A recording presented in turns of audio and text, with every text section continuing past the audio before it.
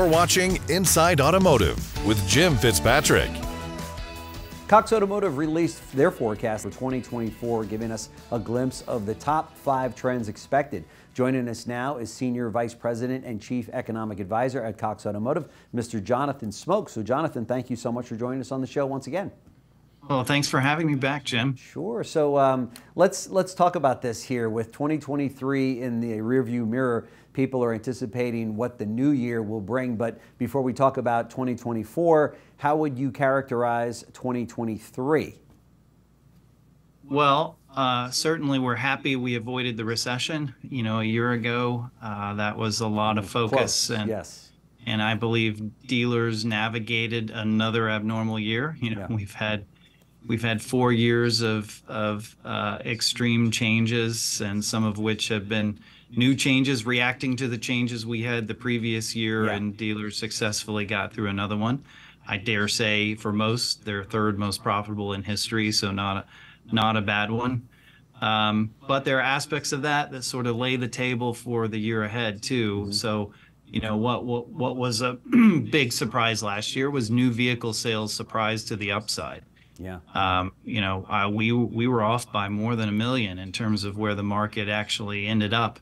And some of that was because we believe there might be continued supply chain issues. And by the time we got in the second half of the year, I don't think a single OEM was really having challenges the way that we had seen before. Sure. And most importantly, we saw the end of any concept of manufacturers being disciplined and keeping inventories lean and incentives low. So that played a big role also in the success and declining margins that dealers have experienced this year. Sure. And I'd have to say, as an economist, I'm always surprised by interest rates. They have their own spirit animal that guides them in their direction they go. And particularly this summer and early fall, it was scary to see rates moving still higher without the Fed really doing anything at the time. Yeah. But thankfully, that run seems to be over. We're now off peak to start the new year.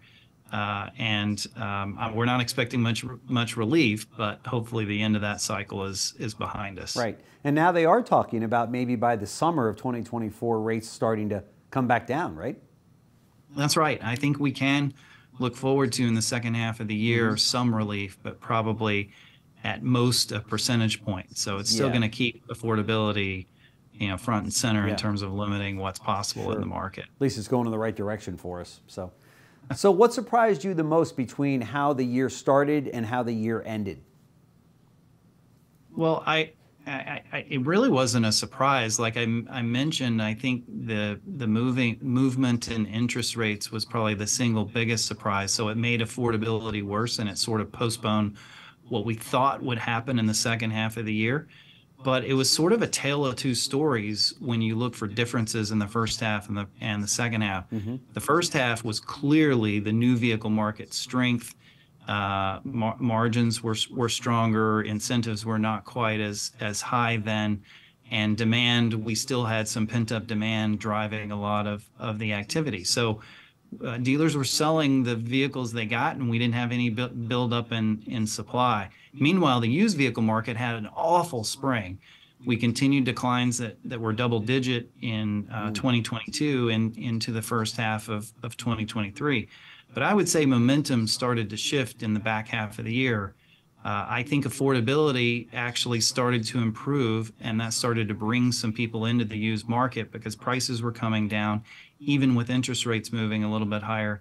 You had people employed, you had people making good wage gains, and prices coming down really started to change the affordability dynamic in used.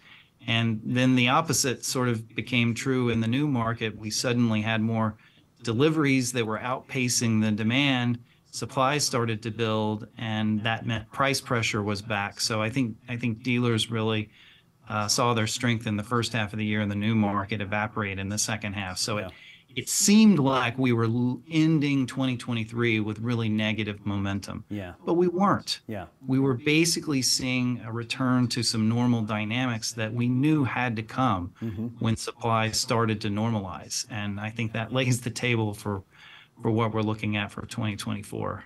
Yeah, we were kind of drunk on that business, in the last few years, weren't we? And realizing that, things might be coming back to normal here, which isn't That's a right. terrible thing.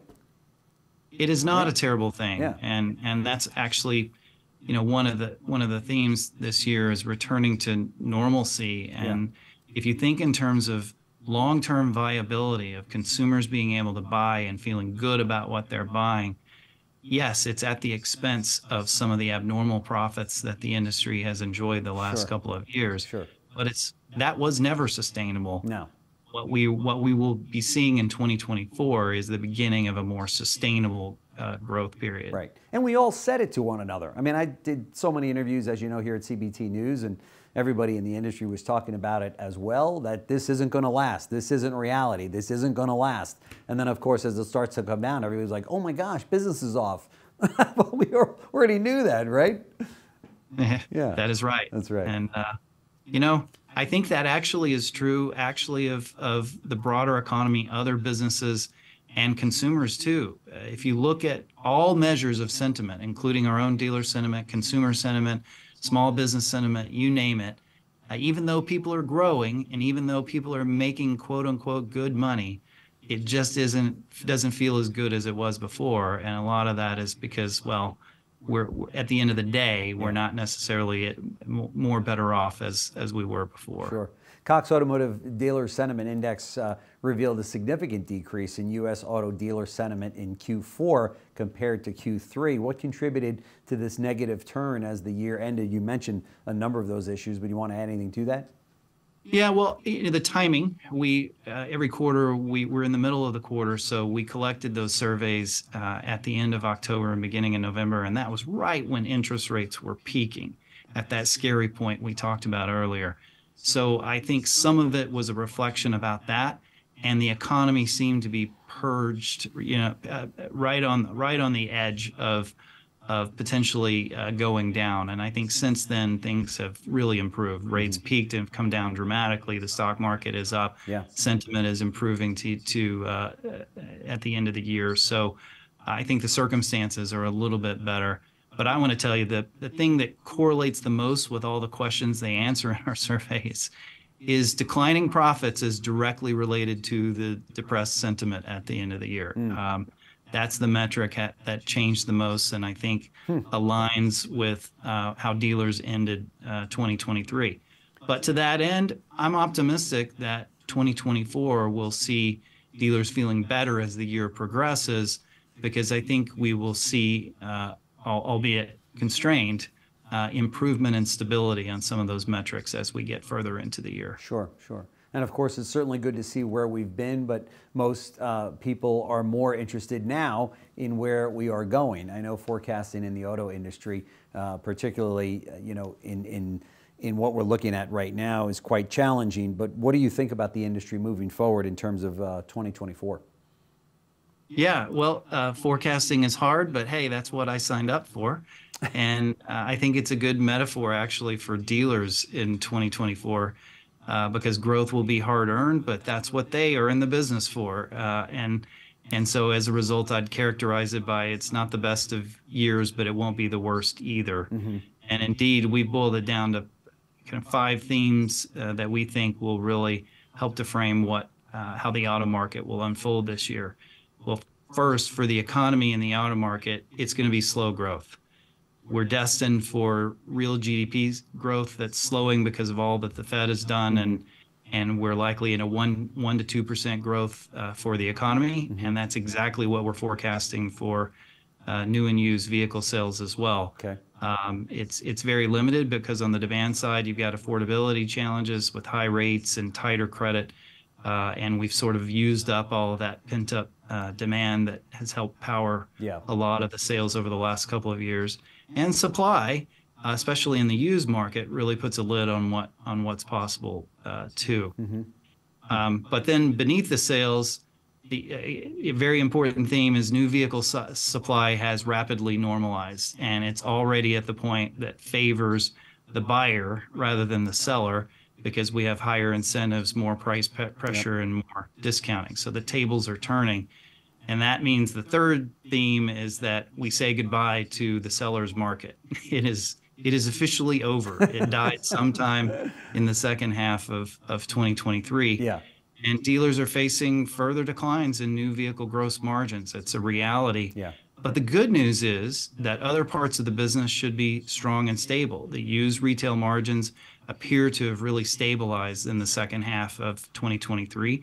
And fixed operations, even the dealer outlook for fixed operations continues to be very strong. So I think it's something that we can contend with. The fourth theme is that the EV transition, which contributes to a lot of the worry about the future, will continue, whether dealers want it to continue or not. 2024 will be a year of more models, more incentives, more discounting, more advertising, more work required, and by the end of the year, more sales records. Yeah. So there will be success, and dealers are going to have to learn how to make that success. And then the final theme is the word that I mentioned earlier. If I picked one word to describe all the expectations for 2024, is normalcy in the auto market. And for the American consumer, at least, normal is nice. And I think that we can think of that in terms of the consumer sees more choice, better deals, feels more confidence in the future. And I think that's a foundation that will set the stage for years of more stable and profitable growth for dealers. Sure. I spoke to a dealer who's got 25 dealerships in the Northeast, and he said, I think and I pray that 2024 will still be better than 2019. What's your take on that? Do you think he's got a shot at that? Well, I would always say it depends on the metric. So I don't think the total volumes will be the same. Yeah. But I would go out on a limb and say my bet is that for the best dealers out there, it'll be their fourth most profitable year in history. Wow. So great. I think if you had blindly asked them the metrics, would you like this year back in 2019? They would have signed up for it. It's just, the journey that we've gone through. Sure. It won't be quite as attractive as 2021 or 2022. Right, exactly. Well, Senior Vice President and Chief Economic Advisor for Cox Automotive, thank you so much for joining us today. I really appreciate it, Jonathan. Thanks for watching Inside Automotive with Jim Fitzpatrick.